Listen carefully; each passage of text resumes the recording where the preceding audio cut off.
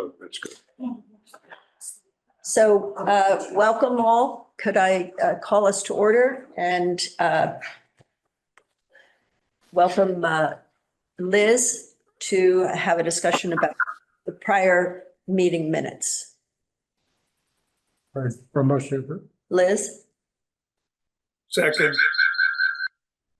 Whoop, Oh, Liz is muted, I think. Are we muted? Are we on? No, we're on. we're on. Okay, so we have a motion to accept. And Bruce seconded. Oh, there. Okay. All in favor?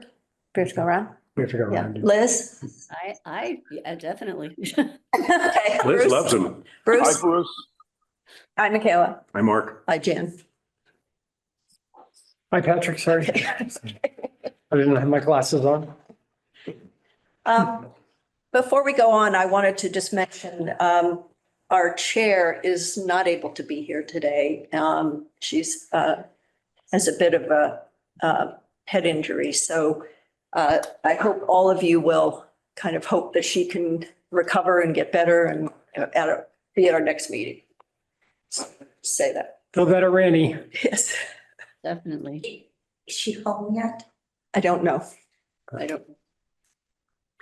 So our first item of discussion is to have a look at the potential for the Pine Street property. And I would invite Patrick to introduce our guest. Sure. Have a seat, Hal. This is Hal Coburn. Hal is a resident of Otis and has spent 35 years on their planning board and 25 years as chair, and owns the building at 14 Pine Street, which currently has a floor that is vacant and a floor that is in use by a commercial renter. And the discussion is to convert those two floors into a number of units, of which some or all could be affordable, potentially, depending upon what agreement we come up with. So Jen and I just had a chance to walk the property with Hal. And I think it's where new construction is running $600, $800 a square foot, and where this is significantly less than that because it's an existing structure that has been well maintained. It could be an opportunity to create some apartments at a much lower cost per unit than what we could otherwise pull off. So with that, I'll turn it over to Hal, who might, why don't we switch spots, because I've seen these plans, and that way you can kind of go over with the board. Well, no. Or you can just I think we can. Pass it there. All right. You can be the center stage. Yeah. Well, Just if you haven't, yeah. not familiar with the, The building that's on Shamrock? Yeah, Shamrock and Pine. Okay. Yeah. yeah, I mean, I just have some floor plans here that we've got. I know the Waldorf School is going to be leaving. Right. So this building now has a new life ahead of it, potentially, for housing. Right, with the opportunity out of it, I was talking with Patrick. Patrick reached out. Of course, I've known Patrick for some time. He's involved with the school, of course, and my tenant. I'm also, obviously I've listed the building, I've I didn't had, bring your book in. pardon me? I didn't bring your book in. I was going to bring that. Oh, I should have brought some extras. Yeah. Right. Over the last, since the pandemic, where everybody's been stressed out and gone through a lot of things in our lives, that then I lost my wife, and then I've lost my mother, had to take care of her for a couple of years. Just lost her 5-6 months ago. And a lot of changes in my life. So I decided to, maybe move on, I know I look young and debonair, but I'm much older than I look. And so I'm thinking this, would be an opportunity for somebody else to come in, since I've rebuilt the building just as the pandemic hit. We put in the entire parking lot and all the drainage and sidewalks and retaining walls and, all kinds of stuff, and fortune. And of course, the building, I was about to try to rent the lower level, which has been empty ever since I finished it at the end of 2019. Because we needed the parking in order to rent it for any use. We need the extended parking, which is all there now. But, and I've run with our architects, this is like the lower level, broken up into potential smaller spaces. All right. This was the office idea. Office spaces, or any of those lines between offices could be erased and make bigger spaces, of course. It's just the first run through of concepts that we run through with our architect.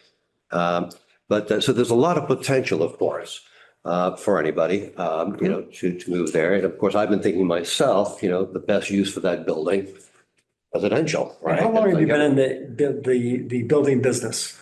Oh, most of my life, a solid 45 years. I And you build houses, single family houses? Yeah, I have the Lindell Cedar Home building over in the corner of 8 and 20 in Beckett, right near the Otis line. And I've been there for 35 years in that building that I built, designing and building post and beam homes. So yeah, I've got a lot of experience on that. And I thought I was over getting old buildings and restoring them, but my wife, and I checked out the building there, and for some reason, her heart, opened up to it. She was also in construction at the time, and was my partner in construction. And so I did the unthinkable, and I bought a building that needed to be rebuilt from the ground up, which we did. And, so we brought the lady back to the 21st century, basically. It's a beautiful building. It's been added on and been everything. I have the history somewhere my wife did on it, but literally it's been used for everything, including where the rain garden is, collecting all the water off the hill that goes there. That spot used to be the prison for the town. Things like that. There's a lot of history back there, right? There you go. There was where the town vehicles were. There was the buggy factory. It was a bicycle factory. It's been everything in there. Office space, single residence home, which is what it was originally built for. But anyway, obviously the space is amazing space in there. And So the basement has windows along the top. And we kind of sketched out potentially 2 or 3 units. The first floor is interesting because the back half has vaulted ceilings. So we're thinking 3 or 4 studio spaces with loft apartments that might be, applicable to folks that don't mind going upstairs to get to the bedroom, so, and then so that's the kind of picture of the space with the loft. And then the front could be a couple more units that would be larger that could accommodate a small family. You have some residential units in there now? there are 3 units, 2 on the floor above the school. And then on the top floor is another unit. Okay. And what do you think the potential is for additional units that might be for more affordable housing? Sure. 7 or 8, right? Oh, how many? Yeah. Yeah, probably 7 or 8. 7 or 8 additional in addition to your 3? Right. 3 are at market. 3 are market, but there's room for potentially 7 or 8. And unfortunately, I've been charging below market. Yes, they're market rates, but I've always got my rents a little lower, and I get, I like good tenants that don't cause problem and keep my building as pristine as I keep it. And so I've been fortunate. Are you considering also potentially developing additional market rates versus some affordable? I mean, is it something that's? Yeah, I mean, I'm just starting to explore that. There's so many opportunities, and Patrick reached out and mentioned all what you were thinking, which was aligned with what I'm thinking personally. And Like a mixed use. I mean, it really depends on what, I think that to agree that, how to structure a deal, we're not anywhere near ready to talk about, but, you got a potential subsidy on the build out costs and a potential subsidy on the rent, if there were a rent differential, I mean, but.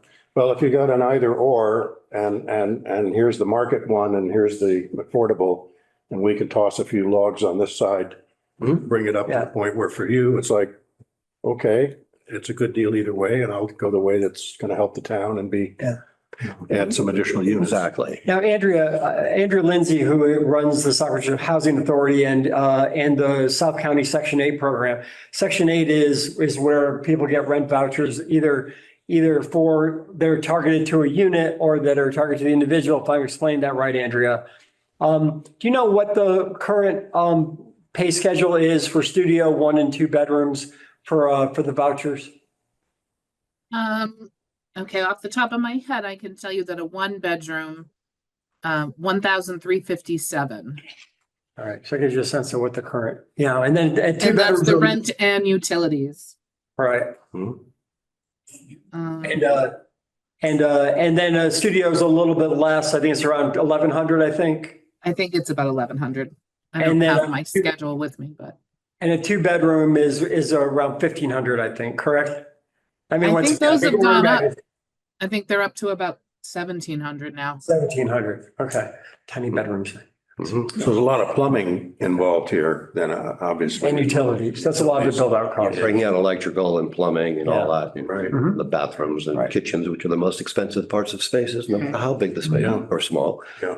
So yeah, that's where in today's market of building. And would these have to be full kitchens or could they be kitchenette with like, you know what I mean? For studios, there would need to be a They would kitchenette. need to be smaller Yeah, anyway. yeah. The small units with the lofts would feel very, I don't know if any of you guys, like I went to college in Boston and Yeah. my first apartment felt exactly like one of these units. It had literally had a loft, where my Himalayan cat lived. Yeah. And, it's very, that's how this would feel like. It would be very, small units that would be Minimal. mirrored by the, Totally. yeah. Well, when, the experts in affordable housing lay out some of the conditions they think would be ideal, this meets, some of them beautifully. I mean, it's walkable to town. Kids from the school walk to the coffee shop every day, and so we see a lot of them around town. It's also got, as you put in this, adequate parking. And it's in a residential neighborhood. It's a structure that's already there and people are used to having people around. It's on water and sewer. It's on water and great. sewer. I mean, it's, And actually, it's the last property that's in the village. Yeah. Yeah. So it's village and residential, of course. got a lot going for it. It really does. I mean, in Otis, I'm on the planning board there, and we're looking at the same things, right? And looking at what the law and the grants and all the stuff that are out there. You're by far ahead of us, so I'm a little envious. But it is, it does, this building here does meet a lot of checkbox that everybody looks for, like you just saying. It's within walking distance of the village, it has public transportation, it has services, all the things we don't really have over the mountain. Right. Right. What would you envision this board and the town being able to do to kind of be a contribution to this project? I mean, obviously you'd be putting in funding.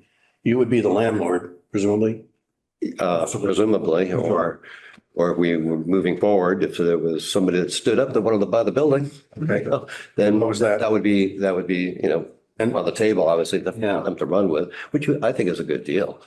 So I'm just getting a sense, And it's good for like if we could help with design or, Is the architect for the building already established? Because it's over 10,000 square feet, it has to have every change has to be approved by an architect, even for the existing units. So there's already an architect in place. I think our role would be mostly in bringing the parties together and in figuring out, as Randy likes to say, the capital stack.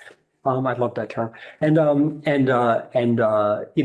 proceed, and I don't really think we're ready to talk about deal structures or anything like that. I just, I think it's incumbent on this board to look at all of our options in town and to bring those to the table. So I think there's an appropriate next step would be for us to continue discussions and, I do think that there are, I think that your next step is going to be some architectural fees that need to be covered. Right, that's what I was about to say, is that, I'm going to be calling Harry, who is the architect, and seeing what he thinks based on our discussions, which is, and sort of all aligned with, I think everybody's thinking, and see what he thinks.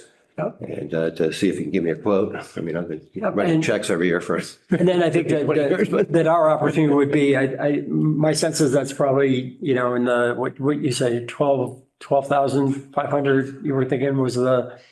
Well, I mean, for the architecture original conceptual work up front, just the concept Yeah. work, probably not that much. He's All a right. reasonable guy. So- But if we move forward, then then it has. But to sketch out some things, it might be a small amount that we might be able to subsidize. We would have to get some clarification as to whether or not that was possible. Or if it was a contingent on sort of going forward, we'd have to kind of figure out like what we are able to spend. And I don't have answers to that yet. I wanted to just present the idea of the board. But I think the next step would be to sketch out what some sample floor plans might look like for the two floors. And then start to look at what the cost and how to finance it. So I think it's interesting. It's really cool. Right, and then at that point, we can figure out how to structure it. Are there any That's what we're issues on zoning? No, There are no issues on zoning? residentially so.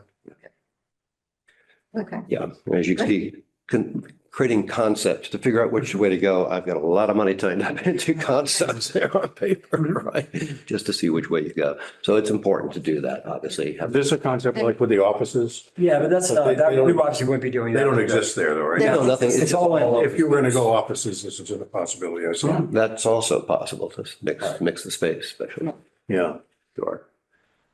Okay. Great. Great. Thank you so much. So, That's wonderful. Exciting. So we probably want to proceed to have further conversations about Yep, this. and, Sure. Proceed with getting that first estimate of, and this is where if we, as we, I assume CPC is on the agenda, right? Yes. As we look at CPC options, this is where having money that could be targeted at a project like this, that was frankly contingent on the project going forward would make some sense as a request from CPC. This is the sort of thing that having flexibility during the year to proceed with would make sense. So, as we move into that next discussion. While we have Andrea, just so that she doesn't need to stay on the whole call if she has other things to do. Andrea, you have a appointment next month, not appointment, you have a meeting of the Stockbridge Housing Authority next month. And on the agenda is going to be looking also at what some of our options are at Heating Court. Yes, we're going to invite you, Patrick, to come and talk to us about the potentials for Heaton Court, at Heaton Court. Okay.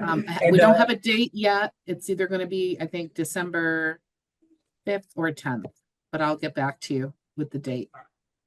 And if there's someone from the board that would like to join that, that would be most appreciated. In fact, on both of these projects, I'd like to kind of keep my hand in them for a minute or two and then sort of, turn them over to you guys, whichever projects resonate with you. yeah, Yep. I'll work on this one. This one. Yeah. All right, excellent. Good. And would either of you like to work on the Heaton Court one? It's on the It'll 5th. be if I can four, do it. so I think. I can't, I'm not here on the 5th. Okay, What? I just said I'm out of town on the 5th, but Okay. if it's on the Okay. 10th, for sure. Okay, okay, great. good. All right, thank you, Hal. Wait, do you? Yeah, we'll pass them all back. Yes, Yeah, let's get all that down. So much. thank you. And Thanks. thank you for coming. And you and I will follow up with you and kind of figure out next steps. Sure. All righty. Thank you. Thank you. Thanks. Thank you for coming over and going through this. There's that one, Jan. My pleasure. Oops, and one more, Oops. one more. Excellent. All right. So any other comments on this before we move on? No, just Okay. it's exciting. Nice to have possibilities. Yeah. Yes, yes. So the next agenda item is a discussion of our CPC funding request because we have to submit the request by December 2nd. Yes, noon, December 2nd. Right, so we need to discuss what things we think ought to be in that request and whether it ought to be a direct request for funding now or a request to set aside some funding for potential future Yeah. investments and so on. So any, Well, I offered to Randy to write up our application. I did it last year, so I dug up all my old notes and did a little more research on it today. And I mean, one of the things about our application, and Carol's on the CPC board, if I'm not mistaken, is that a lot of the requests that come in are for specific things. We want to do this, we need this much to do it, here's our budget, or here are the estimates, or whatever. And the committee can look at that and determine, where it fits into the overall scheme of things. Ours has been a little more of a generic request to try to build up a fund, to have funds available if and when we can do something. Right. This is an example of something where an opportunity arises. And if you do have some money in the bank, you can respond and pursue something. So I think this really intriguing possibility on this Pine Street location will be something we'll want to talk about in our application. And it's really something that is pretty tangible and has so many more things going for it than the Morris property on Glendale Middle, which has so many questions we haven't totally answered. This just has so many things already in place. So I think our application will reflect the interest we have in this as a possibility. Last time we asked for $100,000 and we got, I think, 30 or 35. And there are other, obviously, affordable housing applications going in from Pine Woods and the Stockbridge Housing Authority and Riverbrook. So the pie gets sliced up in different ways. On the part of it that's affordable housing, there's other parts on open space and historical things that are all part of the mission for the community preservation. So one thing we need to consider, and we don't know what the other applications are at this point and how much is being asked for by, but generally, I think it's fair to say you get requests that exceed the amount that's available. Is that true? Well, now, this Yeah. is, we recently received a letter where there's gonna be dinner times. Yeah, no, actually, that was in there. Michael acknowledged that he had he got erroneous information. I hate to say misinformation. Yeah, I think that we're getting about 100,000 from the state, not just 10% that we thought. So what is that total? Is that the total amount that's available, Mark, for all the That's what I all the just people said. that submit 100,000? No. It's 450 in new money. And it's, I think there's approximately 500,000 that's left over from the old money. I haven't confirmed that with Erica. I meant to ask her on the way and I forgot. I apologize for that. So there's still some money available. I do think that we should reach out to Samia at Construct. She's the one writing the grant for Construct. And I think that Andrea, who unfortunately we should have asked before she just logged off, is writing the grants for Stockbridge Housing Authority and Heaton Court. And I think it makes sense for the three entities to, coordinate efforts. And Michael, I'm sorry, Mark, if you want, we could call both of them together the next few days and just All right. just kind of get a sense of what's coming in. But I'd like your approach. I think that And I think in particular with the Stockbridge Housing Authority, it would be good to know whether their proposal is going to include some funding for development of the expansion of Heaton Court. Yeah, I think that Or not, or if that should be something that we do jointly or. We'll know more, but when I talked to her earlier in the year, she had said that there may be some, because the Heaton Court is owned by the state, that there may be some state planning money available to envision what we might want to do there. So, I'm a big fan of other people's money, even though as taxpayers, it's kind of our money. But yeah, so I will know more after the December 5th/7th/ whenever it is meeting. So.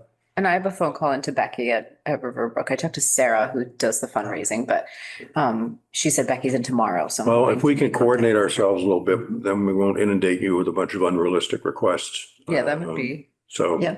streamline sort of it. have the- Becky, Sammy, Difference between 150,000 and 500,000. and 900,000. I would like to receive another memo, please. Well, yeah, there's three. There's basically, 1, 2, 3 sources. There's the current taxpayer funded money for this fiscal year. That's about, as I understand it, 350. From the state. For the state, we're gonna get 100,000 in this fiscal year.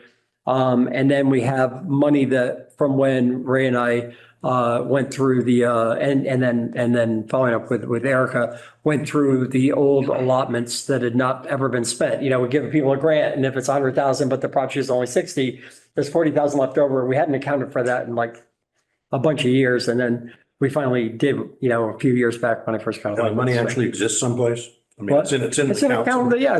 Now we look at Michael and Erica have done a fantastic job since they started and cleaning all that up. We are absolutely know where every nickel is now, but there was a while where it was a little bit less A on, little squishy. yeah. All right, so we won't necessarily decide on a number here today. We'll try to coordinate things a little bit and it I may do- be before we get another meeting of this group, but I think that we have to be authorized to use our best judgment and put in. yeah, And I would like to help with that. absolutely. Okay, so We'll do we have a motion on we'll that? And I consult. would also, maybe All the right. three Yes. of us can. All right. And in case that 3 is a subcommittee, I don't mind us meeting on Zoom real quick next week. Obviously, if we need to get together, remember it's a 2-day posting though. I want to be a little cautious creating subcommittees because, those have to be also public meetings. So maybe and Terry's out tomorrow. So maybe next, when is the 2nd? It's Monday? It's got to get past It's a Thanksgiving. week from Monday. A week from Monday. I get it, but that's at noon. So, at noon, so it has to yeah. be done before Thanksgiving. Yeah. Yeah, no, we should know. I would say Monday morning, let's get something in with Terry. with Terry for a Wednesday afternoon. I mean, Wednesday's kind of tough as for Thanksgiving. Are you guys I'm available? around Wednesday. I am Me too. too. All Me right, too. so let's plan on trying to meet Wednesday afternoon and get in a Okay, meeting. a Zoom. This isn't a formal subject, this is just covering it's a CYA exercise, just in Okay. case someone gets mad at us. When does that ever happen?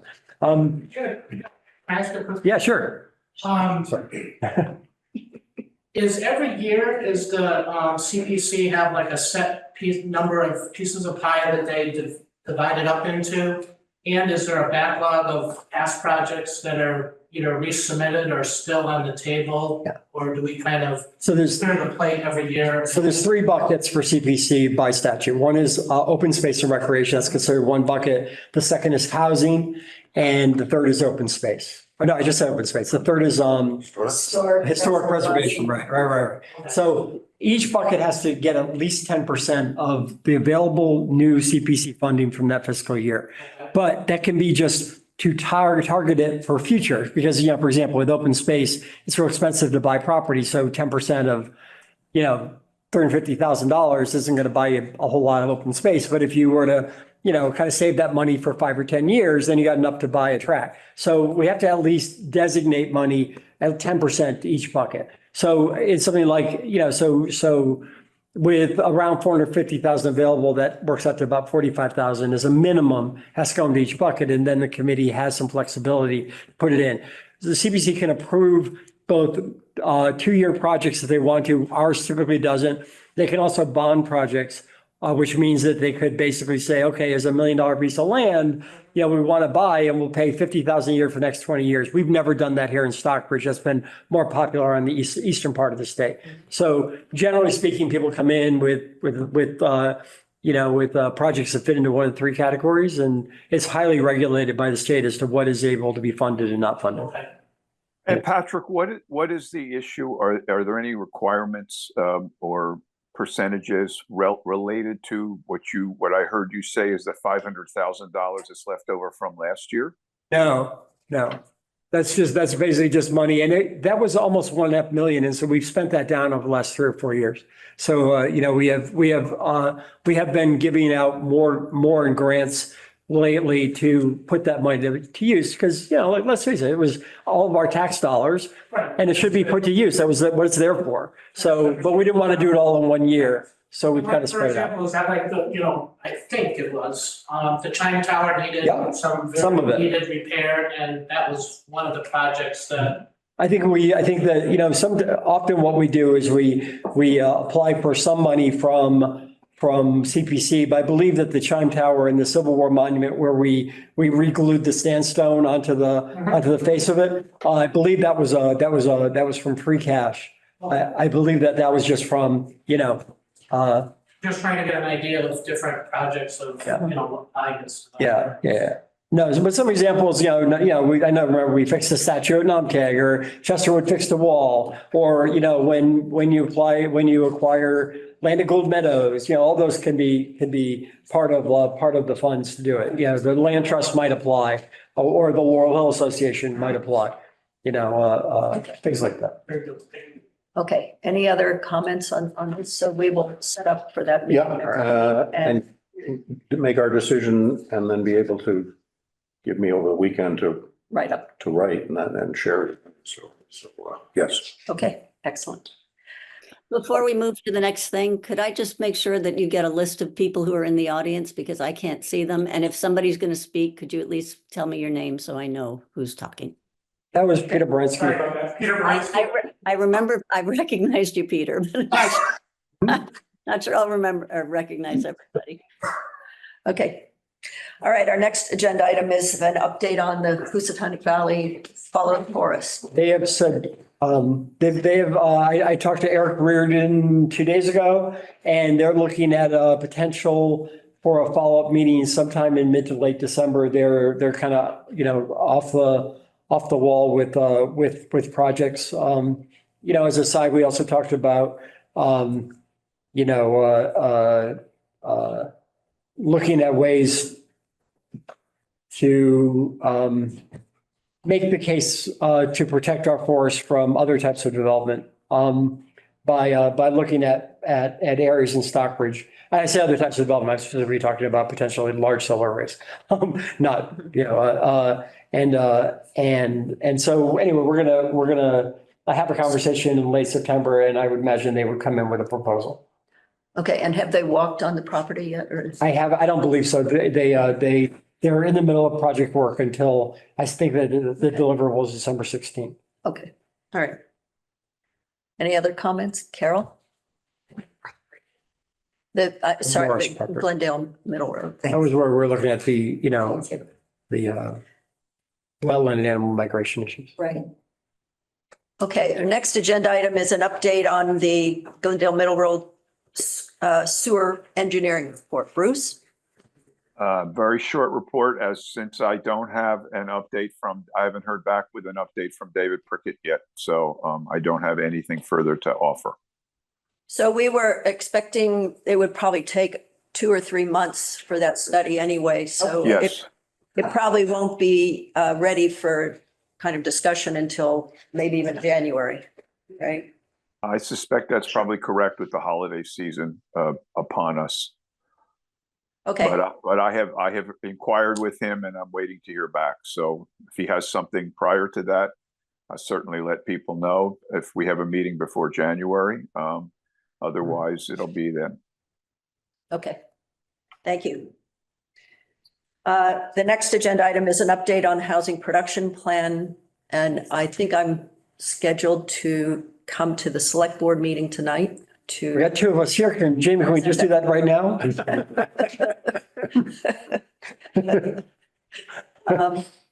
So I think anybody else who would like to come and for that discussion would be welcome, I'm assuming. Yeah. Is that 6 or 6:30? 6:30. Thank you. I think, can I just, since it's on the agenda, I'm going to comment on that. When Jay Ryan's dad, he was the primary advocate in the late 1970s for Heaton Court. And I think they did a fantastic job at choosing the site. It was a closed hotel, as many of us remember. It looked like a spooky, Halloween scene up there. And I think frankly, maybe the town, it was great that we built Pine Woods to get to our 10%, but we also built in a wetland and it was not the perfect site. It turns out, and we've had a lot of additional maintenance costs related to where that was sited. I think that the theme of what we're trying to do here is measured. We have some options. We talked about 3 options today. We're talking about, the sewer on the Morris property. We talked about expanding Heaton Court, where that meeting coming up. And we talked with Hal about this building. I think we should, we got a chance to do something for our generation, the way these other 2 generations did.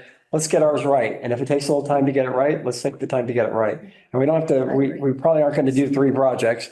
It's like every generation seems to get 1 done. I'd be very happy if we got 1 done, so. Okay. All right, any other comments? Okay, there is a discussion that I had with Randy Warner about having our group request that the planning board move forward with doing a master plan sometime over the next year or so. Because the one I think that we have right now for the town is quite old. I don't remember exactly the year, but it's well over 20 years old, I think.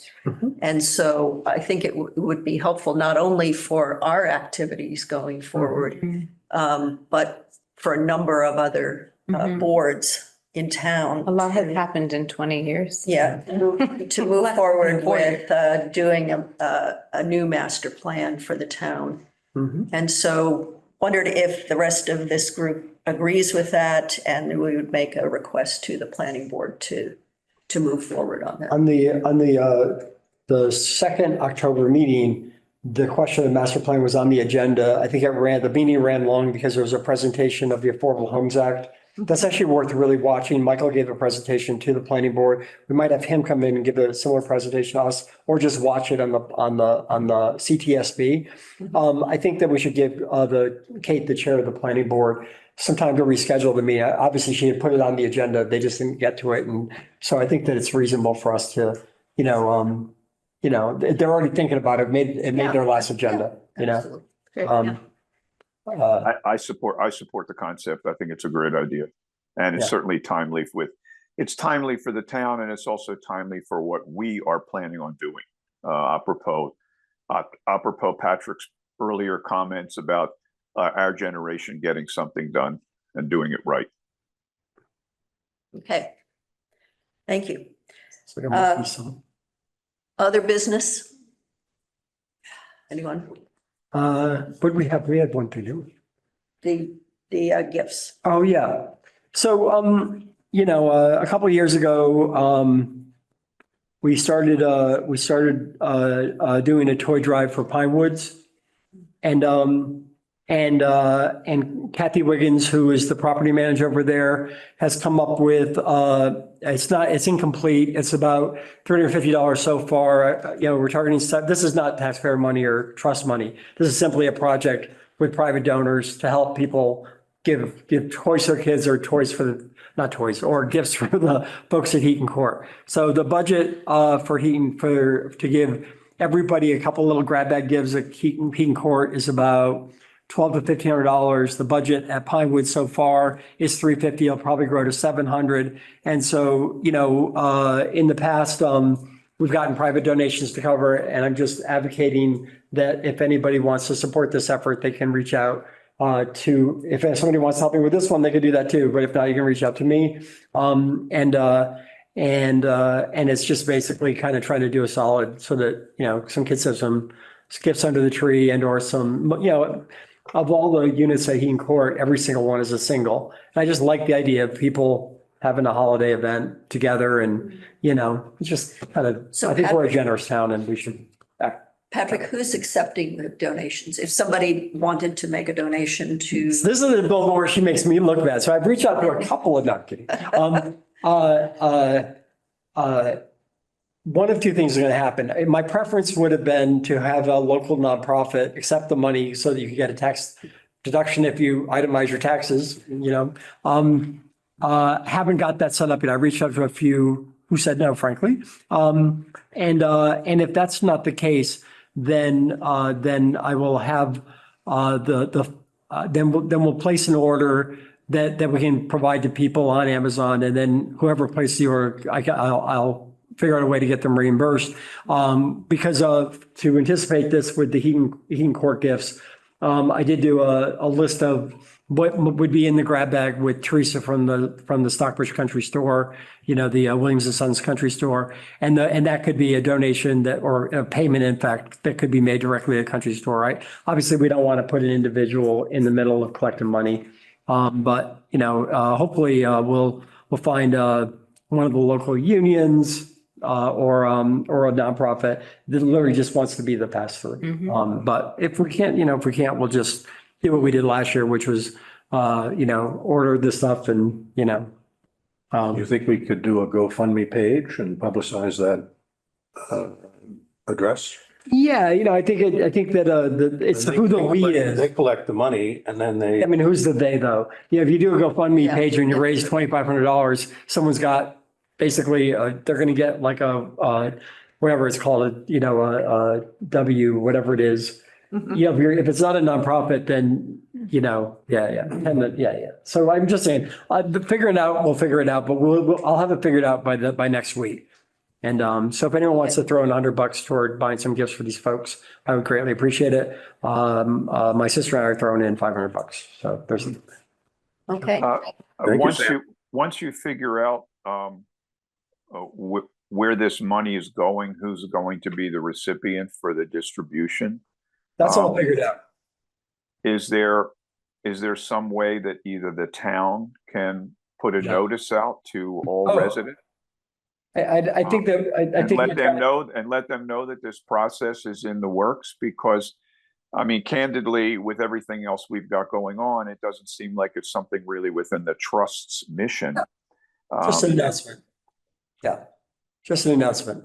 I don't think there's any specific role. Look, this isn't, in Massachusetts, we have this thing called the Anti-Aid Amendment, which is in our constitution that blocks government from giving things to individuals. So, this isn't a role of government. This is just basically, Okay. this is just basically an announcement. Yeah. Okay. Yep. Okay. Excellent. So let's focus on identifying our next meeting date, other than the one next week. So it'll be probably sometime in the second week of December. You said you're not here on the 5th, right? Yeah, just the 5th. So could we set it up for possibly the 12th? It's a Thursday What's our, 3 weeks? in 3 I mean, we're weeks. not gonna have heard back from, we're not gonna have heard back from HVA by then, and, I'm just wondering if, and I can't do the end of the month, I'm going to, California, so if you want to do the 12th, great, if not, I think we should push to early January. Well, let's tentatively set it up for the 12th, and then if we don't have anything Okay. for the agenda, we can I cancel it. I know I can't be there. That's, Can't. On the 12th? nope. I Is mean, there- I can do the notes from the, All right. whatever. And I can't do the afternoon of the 12th either. It's the One Berkshire Annual event, 3 to Yeah, 6. that week is really busy. How about the 19th? I can't do the 19th. How about the 17th, Tuesday? Does that work? Fine with me. Yeah, that's more Liz, does- close to a month away. How Does about, that work for you? Barely. I'm supposed to be in Boston. I can do the 17th. Maybe I could join from there. From Zoom, okay. All right, let's tentatively say the 17th, 4 o'clock, and we'll see what we have on the agenda. for that. all right. All right. Can we just congratulate Jen on running it? Yeah, Jan, so 43 minutes? Yeah, I mean, yeah. Excellent. We also might have some questions. Oh, public. Discussion today or? If you would like to, yeah, I would, there's, Okay. there's some things that I would like to say. okay. Hi, Liz, it's Coke Forbes. Thank you. Okay, Coke. I think this is wonderful, this Pine Street and Shamrock. I mean, it's something that people in Glendale have certainly been discussing amongst ourselves, and to see this come up now is great. Since Stockbridge already has what they need as far as the state is concerned with affordable housing. Now you have this potential project here. You also have potential project at Heaton Court. I strongly suggest that the board think about these places that have water, sewer, electric, walking distance to town, things for the people to do. And please leave Glendale Middle Road alone. You're spending more money and more money and more money researching, sending surveyors out, doing all kinds of things that doesn't need to be done, because we've already got our quota. We're gonna be over our quota when they do Heaton Court. If you do this other one, we'll be way over the quota. Nobody wants it at Glendale Middle Road besides you guys. And you said that you would take into consideration the neighborhood. And we don't feel like you've taken us into consideration at all. So I strongly suggest that you move on with these plans here that's better for anybody involved because of the locations, and leave Glendale Middle Road out of it. Thank you. Okay, well, I have a couple of thoughts on what you said, and what you said makes a lot of sense. If we have other alternative things that have attractions, then let's go in that direction. In terms of our attitude towards the neighborhood, we've been very open of having everybody come. We've answered questions. We've talked to them. We haven't made any decisions about the property. So to say that we've treated you badly, I think is a little unfair. we, I didn't say you treated us. how did you describe it? I don't want to, I said that the project doesn't need to be done. well, you made some specific reference to our approach to the neighborhood. In the beginning, you said that this project was gonna be conducive to our neighborhood. Nowhere's in our neighborhood do we have multi-dwelling, 4 to 5 unit places. We're single family. Peter built his house, he had to jump through hoops. Yeah. Nobody's proposed. Nobody has This is- proposed anything. This is where, this is to do why, there. this is the point I want to make. We, try and put yourself in our shoes for a minute. We're a board, of Affordable Housing Trust Board. Mhm. A member of the community comes forward to make a donation of some 30 acres of land. Mhm.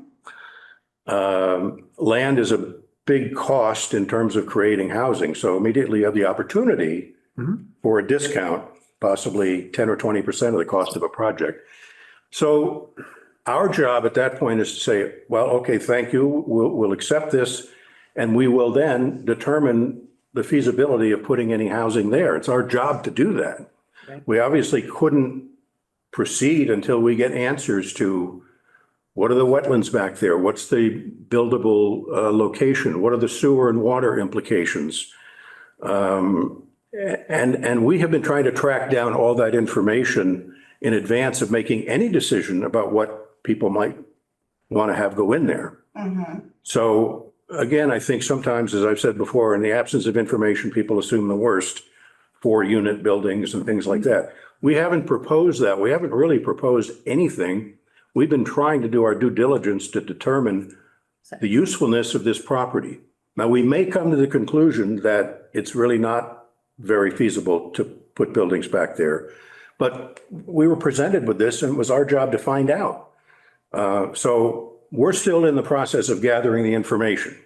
So let's just put that for the moment, that no decisions have been made about what would go there or whether we even can do something.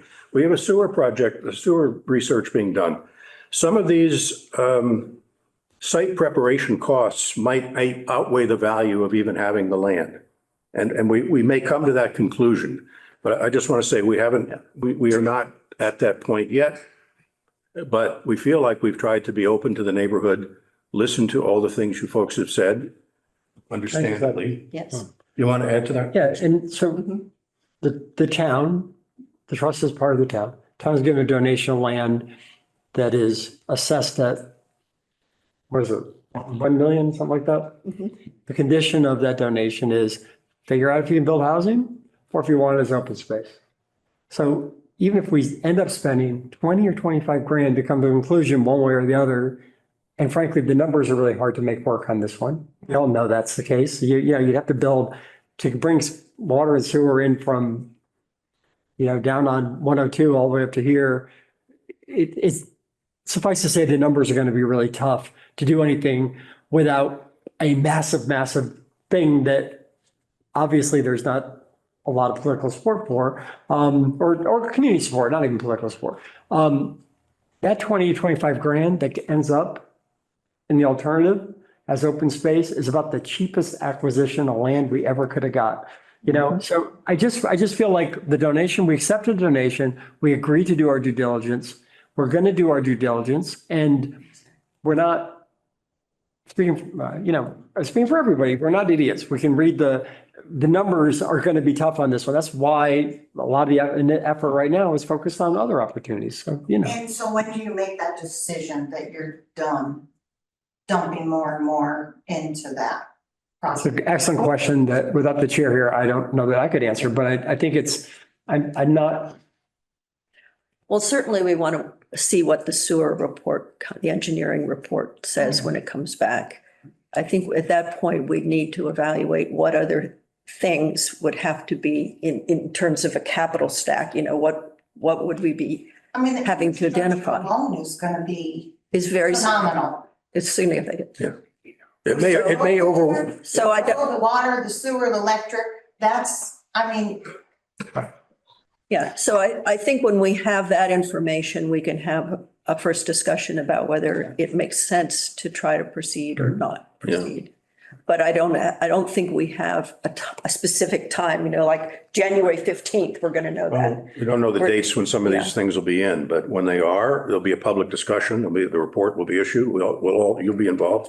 Yep. And we'll have a discussion, and we may sit around this room and say, this just doesn't add up. And it was a wonderful donation, but we have to do something. We have to use it as open space. And the only thing I'm leaving on the table, Coke, is whether or not there might be the ability to do literally a couple of nice single-family homes that had wells and that had septic systems. I'm not saying it's possible. We're not there yet. I'm just saying that I haven't ruled out yet because we haven't finished doing the work that we needed to do as the commitment that we made to the family that gave us the land. So we're going to have to go through the due diligence. But I think that there's really three things. Nothing happens. A couple of single family homes happens, or a big giant development that I think, the pitchforks would come out for would happen. So, I think that, that it's not, we have a lot of options. Okay, houses were they tried this back in the late 80s. Nothing perked. Yeah. They made perk holes, they filled with water, they already deemed this property unbuildable for wells and septic systems. So that means major infrastructure for you guys to put in there if you're gonna put any building back there. As Mark said, people are getting ahead of themselves. We're putting the cart before the horse. We don't have the information that we need to even make any kind of suggestion or decision about what could potentially go on that property. And for people to get upset and agitated about what potentially they think might go in there when we haven't even finished knowing what's what. And there's a lot of open questions for us sitting out there. We may find this to be just a completely unaffordable project to pursue for affordable housing, in which case it'll be turned over to the town for open space.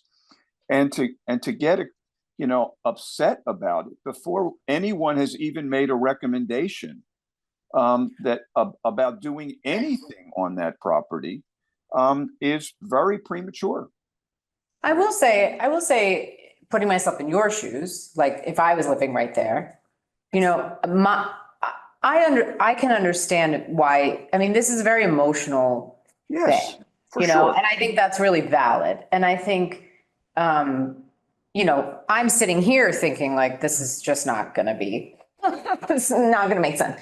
And I think that's really great that we have these other options that we're can then turn our attention to. So, so I think it totally makes sense, and I've been really appreciative of the neighbors and the perspective, and I think it's just a matter of just checking the boxes to say we did what we were supposed to do, and now it's Plan B over here, and if that's how it ends up. So I think I just want to say I hear you. And if you read the Eagle, there was an article about a month ago. I'm not going to call them out, but it's a surrounding town. They went into an executive session and they voted to acquire a piece of property to build a whole bunch of houses on. There wasn't a single public meeting before that town did that. And you have not seen that kind of process here. Part of the reason we're taking a little bit of grief here is because we don't do anything. It's really personally very important to me that we don't do anything in secret. Every conversation we have is right there. And sometimes kind of because we don't always yet know what we're doing, it comes across as a little bit disorganized because we're figuring it out in a public meeting, but we're not trying to pull a fast one here. I'm just telling you, Absolutely. No, I know you're not, but I'm just contrasting that with not every town around here is like this, where, And as Michaela said, we certainly, want to validate your appropriate concerns. This is where you live, and any anticipated significant disruption of that could potentially be upsetting, would potentially be upsetting to you. That's clearly a point that we can validate, but we just don't know what's going to happen yet. And I think, there's probably several of us on this trust that are not overly optimistic that it's going to come to this, to affordable housing. But we have to complete our charge, which is to do the due diligence, to see what's the best use of this incredibly generous donation that has been made to the town of Stockbridge. Jackie, any thoughts? We miss hearing your voice. All I'm going to say is happy pre-Thanksgiving, everybody. All Yes, right. same to you. And with that, motion adjourned. Okay. Oh, wait. Yeah. All right, Peter. Peter Borinsky. I just want to say that I'm kind of pleased. I'm not sure how this gentleman, was approached or came into the board setting, but I do agree with all of the positives that have been mentioned in the meeting in the beginning. The location, the ease of fitting in with the neighborhood for the people that will be living there. And I think it's most exciting for those people to see, or other potential landlords that may now be able to approach the board in a sense that you're going to be open to maybe suggestions of other places in town or on the skirts of the town where you're not spending money on the infrastructure, and it's very positive for the people that are going to be living there, that they're going to have the accesses to the town that they deserve if they're in the need of affordable housing. I give this gentleman, and I missed his name, and sorry I was late because I got. Can you repeat his name? Al. But it was I thought he did a great job with the portion that I saw, and the willingness to accept, his ideas from the board. I think it's very nice of you guys to be able to do that. I think it will encourage other landlords possibly to approach. It doesn't mean that, you entertain everything, but at least you're open to it. And I just wanted to say thank you for that. Thanks, Peter. Thank you, Peter. I have one other comment real quick, then we'll get out of here in less than an hour. There is no such thing as a quota for affordable housing. What there is one specific law, which is Chapter 40B, that says a developer, if you're under 10%, can do something that's hostile to the town's interest. And if you're over 10%, then a developer, someone like Hal, can do something that the town has more oversight in. So for example, more of our zoning has to be respected if you're over 10% than under 10%. I spend a lot of time on this, and the reason is I'm just worried about not having locals be able to afford property in town. It isn't a question of, we kind of set aside money for a certain number of, where we're there yet. We don't need to have this. You're right. We're at our 10% so that protects the town from somebody coming in and wanting to do something that a lot of us might not agree with. And that's kind of the only differentiation here. Other than that, there is no right number. Back when houses cost 150 grand, maybe had less of a need for what we're trying to do here. The average price now for property in Stockbridge is like $800,000. Well, now the land costs at least 100. Yeah, right. So now maybe there's more of a need for something so that we can have, we're going to need housing for eight new firefighters and EMS workers when we build that new fire station over by the transfer station. We're going to need, you got highway workers who work in town. You got teachers. You got a lot of types of folks that we all grew up with living here that is largely becoming impossible, not just in Stockbridge, but in surrounding towns, for people to be able to afford what they're doing. I would just keep an open mind, and, this isn't some kind of, solve the world's problems kind of effort here. It's about kind of keeping the character of the town the way it's been for our entire lives. I just want to add also this 10% thing. If we set aside the 10% threshold and just look at the problem of a shortage of housing, that's really what we want to address. That we know, regardless of whether we're over that 10%, we have a severe shortage of housing that's affordable or workforce housing. And so we wouldn't fold our hand just because we made our 10%, so we're all set. We know there's a problem and we're trying to address it. There's a great need here, and we're going to try and assist in some way on that. So apart from the 10%, but let me also say about the 10%, we have the Stockbridge Housing Authority for seniors on Heaton Court, and we have Pine Woods, and we have families out there. The only reason we're better than 10% is because of Riverbrook. And we have 30 women over there with developmentally disabled issues. And they're considered low income because they themselves don't have incomes, even though their parents may be well-to-do. And I think it's really by happenstance that we happen to have that wonderful facility in our It's not just town. that, it's the fact that over half the homes in town are second homes, and those don't count toward the number. We have 113 affordable unions. Let me just It's finish. more than 1,100 units in Stockbridge, there's 1,800. So I'm saying we shouldn't be puffing our chest out for making the 10% because we've gone overboard to try to achieve affordable housing availability for people. We're over the 10% because of Riverbrook. And it happens to be in a wonderful facility over in Ice Glen, but it's not because of any great commitment on the part of the town to make sure we have affordable housing. I just want to say that about the 10%. There for a number of years. All right, so you know, it's a wonderful place. Yeah. So we still have a mission, even if we're going to break through the wire on the 10% thing and go beyond it if we can, because of the need, not just the artificial number that we're trying to hit. I just wanted to add that to your. The other thing I would just add is if you look at under the affordable housing definition, capital A, affordable housing, that is primarily would be affordable for people who are at the 80th percentile of the area median income. So if you look at that back in 2021, this is included in the housing production plan discussion, we have the Stockbridge median household income was $46,450. The 80% of the area median income for a two-person family was $65,550, 40% higher than the median income in Stockbridge. So in terms of trying to identify more housing that would be available, it's not that it's going to be at the very lowest income level. Mm-hmm. It may well actually bring up the median income level in Stockbridge to have some more of that housing. And that those houses probably with a 5% down probably could afford maybe $437,000 for purchase price. At the 80th Somebody AMI. making 65 grand can't afford a $400,000 house. That mortgage is $3,000 a month. Yeah. I'm just saying, Yeah. Yeah. All right. Motion adjourned. Second. All All right. in favor? Thanks.